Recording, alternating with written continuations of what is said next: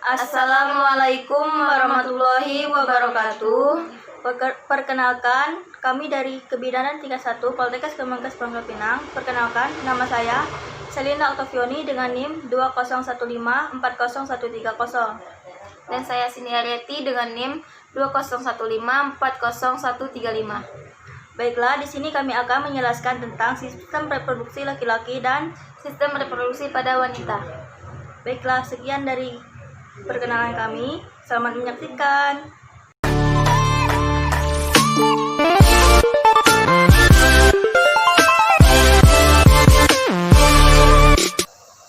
Kita tahu bahwa manusia berkembang biak secara seksual, artinya ia mampu melakukan fertilisasi. Laki-laki menghasilkan sperma, sedangkan perempuan menghasilkan sel telur atau ovum. Ketika sperma dan sel telur melakukan fertilisasi, maka akan menghasilkan zigot. Lalu zigot akan berkembang menjadi janin. Bagaimana ini bisa terjadi? Sebelum lanjut, jangan lupa berdoa ya, agar dapat berkah dari ilmu yang kita pelajari. Video ini akan fokus membahas mengenai alat reproduksi pada pria.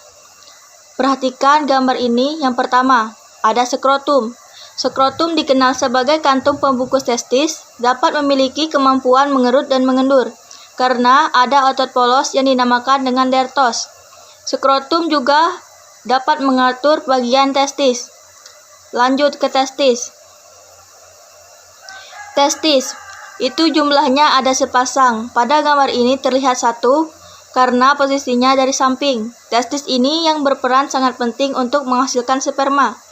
Sperma dibentuk di tubulus seminiferus. Di sini juga bisa dihasilkan hormon, yaitu hormon estrogen yang dihasilkan oleh sel Sertoli dan hormon testosteron yang dihasilkan oleh sel Leydig. Kedua sel ini berada pada testis. Jadi di testis ada 3 komponen, yaitu yang pertama, tubulus seminiferus, tempat pembentukan sperma. Yang kedua, sel Sertoli untuk menghasilkan estrogen, dan sel Leydig untuk menghasilkan testosteron. Testosteron dihasilkan di sini, maka akan dimantapkan di organ selanjutnya, yaitu epididymis. Epididymis dikenal sebagai tempat pematangan sperma, penyimpangan sperma pertama.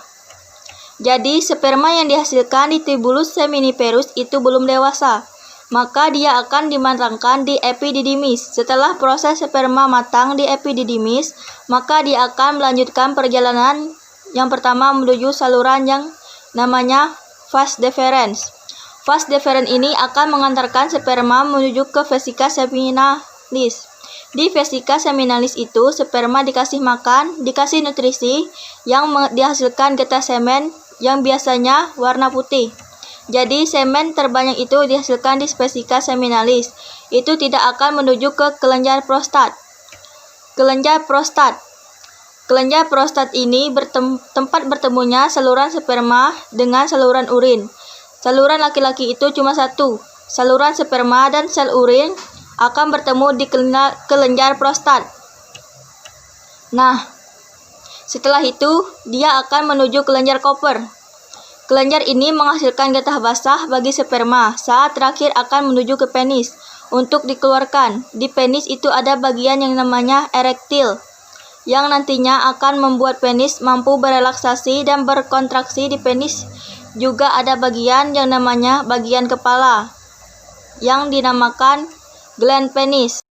Di gland penis ada bagian namanya kulit pelindung yang akan dipotong sewaktu sirkumsisi atau hitan. Inilah alat reproduksi pada pria. Baiklah, penjelasan selanjutnya akan dijelaskan oleh teman saya tentang sistem reproduksi pada perempuan. Oke teman-teman, sekarang kita akan membahas mengenai organ reproduksi pada wanita. Setelah sebelumnya kita sudah membahas mengenai organ reproduksi pada pria.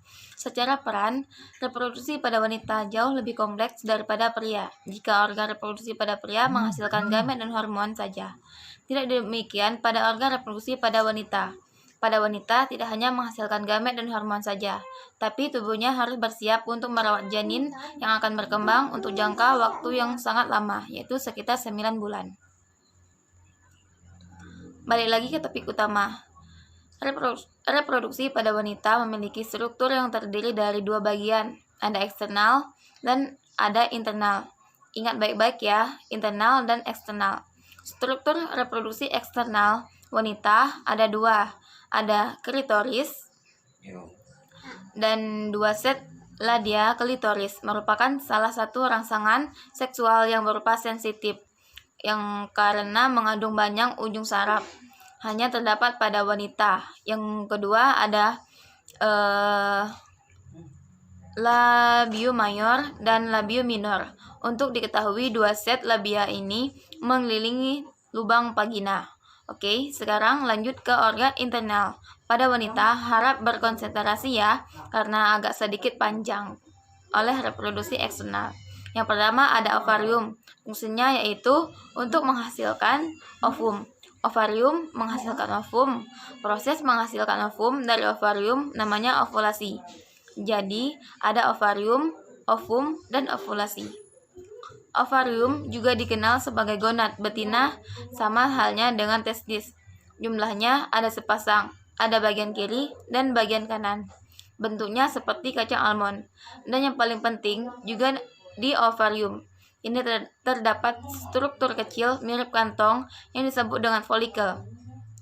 Di dalam folikel ada ovum yang belum matang, yang dikenal dengan oosit. Dan oosit ini sudah dibawa sejak lahir oleh wanita. Selain itu, folikel jumlahnya ini sangat banyak. Jumlahnya kurang lebih sedikit, sekitar 400.000. Ini bukan angka pasti, jadi kurang lebih diperkirakan jumlahnya ada 4.000 dan akan kurang seiring bertambahnya usia wanita. Pada wanita yang telah memasuki usia menopause, biasanya ovarium akan berlubang karena folikelnya sudah mengeluarkan isinya. Jadi berlubang yang kedua ada ovum hidup atau yang dikenal dengan sebagai tuba fallopi. Letaknya memanjang dari rahim menuju lubang yang berbentuk corong di setiap ovarium setelah ovulasi. Ovum akan meninggalkan ovarium menuju ke tuba fallopi. Untuk apa dia ke tuba fallopi? Dia akan menunggu untuk bertemu dengan sperma. Setelah bertemu dengan sperma, maka akan terjadi namanya fertilisasi atau melebur. Meleburnya sperma dan ovum untuk menghasilkan zigot. Zigot ini nanti akan berkembang menjadi janin. Berkembangnya di bagian mana? Di bagian rahim. Yang ketiga ada rahim. Rahim ini merupakan organ tebal yang berotot, dapat mengembang selama masa kehamilan untuk menampung janin maksimal sekitar 4 kilo. Lapisan dalam di bagian rahim dikenal sebagai endometrium. Lapisan ini kaya akan pembuluh darah. Makanya, lapisan ini ketika terjadi menstruasi akan meluruh. Jadi, menstruasi itu dikenal sebagai proses meluruhnya bagian endometrium ketika ovum tidak dibuahi oleh sperma. Di bagian rahim juga ada yang namanya mul rahim atau yang dikenal dengan serviks. Inilah bagian yang paling sering terkena kanker. Istilah yang paling sering didengar adalah kanker serviks. Jadi, bagi wanita, jaga pola hidup dan kebersihan organ vital kita agar tidak terkena penyakit yang tidak diinginkan seperti kanker serviks ini. Yang terakhir ada vagina. Vagina merupakan bagian berotot tetapi elastis. Vagina merupakan tempat memasuknya penis dan tempat awal masuknya sperma.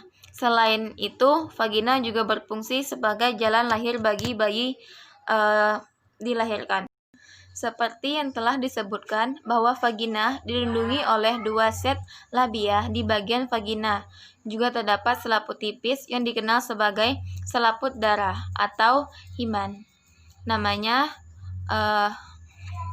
akan semakin tipis dari waktu ke waktu, bahkan pecah, dan dapat berdarah ketika direnggangkan atau selama postcoitus.